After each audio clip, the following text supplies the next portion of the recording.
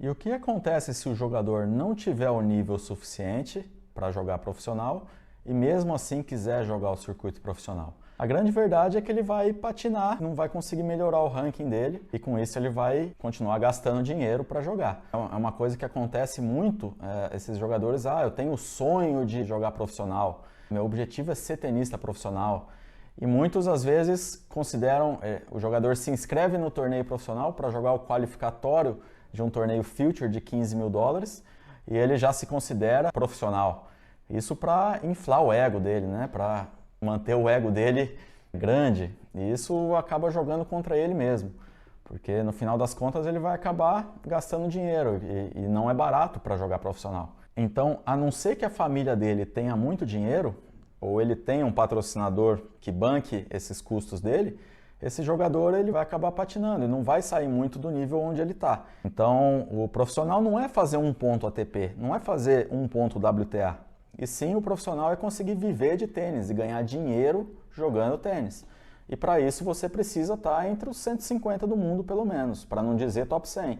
Mas ali pelo menos entre os 150, dependendo do calendário que você fizer, às vezes até entre os top 200, dependendo do calendário que você fizer. Se você não fizer um calendário tão caro, você consegue juntar um pouco de dinheiro, né? E consegue ir crescendo na vida pessoal também. Então, é muito comum jogadores que, principalmente os que começaram mais tarde, que tenham esse sonho de seguir jogando profissional, de jogar, só que a grande maioria das vezes o jogador não tem o nível técnico para isso, não teve a formação completa necessária. Se a gente analisar os jogadores, os melhores do mundo hoje, os que se destacam, os que vivem de tênis, eles têm algumas características em comum e uma delas é o início muito precoce no esporte. Então eles já começam muitas vezes com 2, 3 anos de idade, eles já estão fazendo aula de tênis. Às vezes o pai ou a mãe já jogam tênis, já levam eles para o clube, ou muitas vezes o pai ou a mãe são professores de tênis e já vão ensinando e o contato com ele desse garoto com o tênis já é muito grande desde pequeno. E isso facilita um pouquinho para que ele chegue lá na frente já mais bem formado tecnicamente, ele já vai ter mais tempo de tênis. Então isso facilita com que ele chegue num nível melhor quando ele estiver aí nessa transição para o profissional. Uma outra característica que esses jogadores top 100 têm em comum é um nível financeiro bom, que é suficiente para muitas vezes fazer um calendário legal de torneios, mas também eles não vêm de famílias extremamente ricas, tirando um caso ou outro. Então eles têm as condições para fazer bons calendários, jogar bons torneios, viajar muitas vezes para o exterior para competir, mas também não são extremamente ricos e multimilionários, de uma maneira que tudo fique fácil para eles e eles não tenham que lutar ali pela evolução deles mesmos. Um outro ponto até em comum desses top 100, que são 5 pontos na verdade, que eles moram relativamente próximos ao local de treino. Então, isso facilita com que eles se desloquem, perdem menos tempo nesse transporte, conseguem ir muitas vezes nos finais de semana, ir para o clube ou academia e passar um tempo a mais dentro de quadra treinando. Então, isso facilita também um pouquinho esse desenvolvimento desses jogadores. Um quarto ponto, os jogadores normalmente são o segundo filho da família. Então eles têm um irmão um pouquinho mais velho, 1 ou 2 anos mais velho, que acaba puxando um pouquinho esse desenvolvimento, não só no tênis, mas o desenvolvimento motor e de desafio, de competitividade. Então se esses irmãos competem entre si, seja em tudo, na corrida, no basquete, no futebol, no tênis, em qualquer coisa que eles vão fazer, eles acabam competindo. E o menor acaba sendo puxado, é sempre desafiado pelo maior, então o maior acaba puxando o nível dele em tudo, no desenvolvimento motor e até psicológico dele às vezes.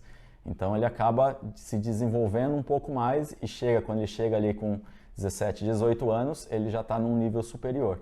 E o quinto ponto ali em comum desses tenistas top 100 é que muitas vezes eles têm uma maturação tardia, ou seja, o estirão deles, o crescimento deles na adolescência, ele não vem tão precoce, ele começa um pouquinho depois.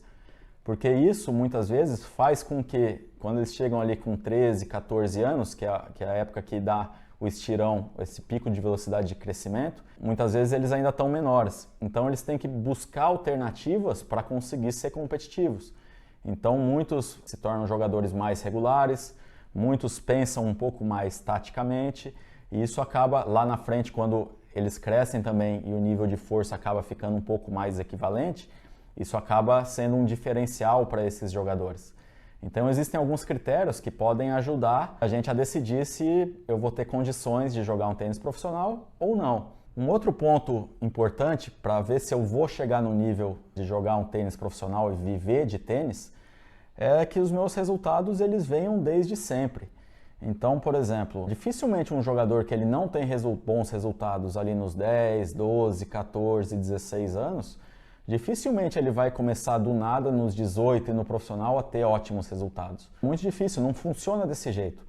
Normalmente, se a gente analisar, por exemplo, pegar os melhores jogadores do mundo, normalmente eles eram os primeiros da categoria do ranking nacional de 12, depois eram os primeiros do ranking europeu ou sul-americano de 14, depois com 14 para 15 já muitas vezes já conseguiam entrar às vezes até no top 100 ali do ITF Júnior, do Infanto Juvenil, e com 16 para 17 já estavam ali ganhando de jogadores profissionais. Então os resultados deles já vêm de trás, eles já vêm tendo bons resultados desde lá de mais novos, desde 11, 12 anos ou às vezes até antes. E não esperar que 12 anos eu não tô nem jogo torneios nacionais, nem jogo torneios brasileiros. Nos 14 anos eu sou número 180 do Brasil, dos 14 anos. Nos 16 eu consegui entrar entre os top 120 do Brasil.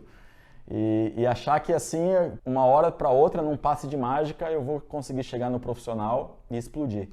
Que as coisas não funcionam assim, é uma sequência de trabalho, são muitos fatores, então não é tão fácil eu chegar e jogar tênis profissional. O circuito profissional, ele é duro, são muitas viagens, muitas vezes a gente viaja para longe, chega lá, treina, trabalha, gasta um dinheirão e chega ali, pega um jogo duríssimo na primeira rodada, perde, precisa treinar ali mais 5, 6 dias para competir de novo, para ter outra oportunidade. Às vezes podem aparecer lesões, enfim, não é fácil. Então você aguentar o mental e se manter motivado e se manter acordar cedo no dia seguinte para trabalhar bem, é uma coisa que você tem que ser diferenciado tanto tecnicamente quanto mentalmente. Então o circuito profissional não é para qualquer um. E muitos que não têm esse nível acabam vivendo de sonho. E daí quando chega lá na frente, o tempo passa, e ele acaba ficando ali no mesmo lugar.